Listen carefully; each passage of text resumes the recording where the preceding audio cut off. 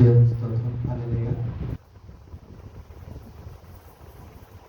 మొదటిగా ఆయన సన్నిధానంలో ఆయన సాక్షిగా నిలబెట్టిన దేవునికి నేను ఎంతో రుణస్తులను. అలాగే ఈ అవకాశం ఇచ్చిన దైవజనునికి నా వందనాలండి. కూడవలసిన దేవునికి అందరికీ నా వందనాలు. సాక్ష్యం ఏంటంటే, నేను లాస్ట్ మంత్ ఇక్కడ ఎస్ఎన్ఆర్ చర్చ్ దగ్గరలో షిఫ్ట్ అవుదామని చెప్పి నేను హౌస్ చూసా. సుమారు 2 నెలల బట్టి చూశాను.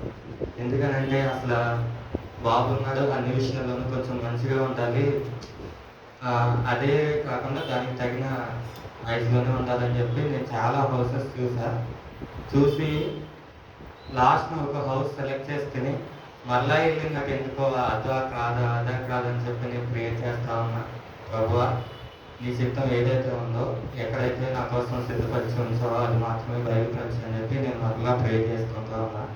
అప్పుడు నాకు ఆ తిరుగుతూ ఉన్న సమయంలో చాలా విసుగు అనిపించింది.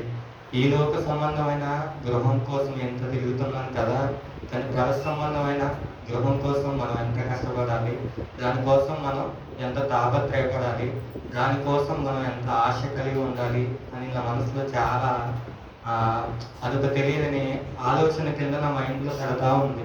అప్పుడు ప్రభువా, నిజం కదా, ఈ లోక సంబంధమైన దానికోసమే ఎంత ఆశ కలిగి ఉంటే పర సంబంధమైనది నిత్య రాజ్యము, అది యుగయుగములు ఉండేది, ఇది శాశ్వతం కాని దానికోసమే నేను ఎంత ఆశ కలిగి ఉంటే దానికోసం ఎంత ఆశ కలిగి ఉండాలి అని చెప్పి నా మనసులో అనిపించి అప్పుడు ప్రే చేస్తున్నా.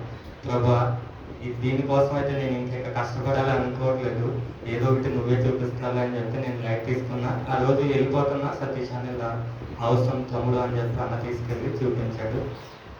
లాస్ట్ మంత్ నేను దాంట్లో షిఫ్ట్ అవ్వడానికి దేవుడి కృప చూపించాడు. అంతేకాకుండా ఇంకొక విషయం ఏంటంటే, మా వైఫ్ మళ్ళీ కన్సీవ్ అవ్వడానికి దేవుడు కృప చూపించాడు.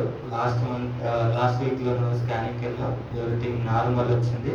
దేవుని కృపను బట్టి ఆయన ఇచ్చిన ఆ బహుమానం బట్టి కూడా ఆయనకి ఎంతో రుణస్తుడిని అంటారు. ఈ చిన్న సాక్ష్యం దేవుడు దీవించిన కదా.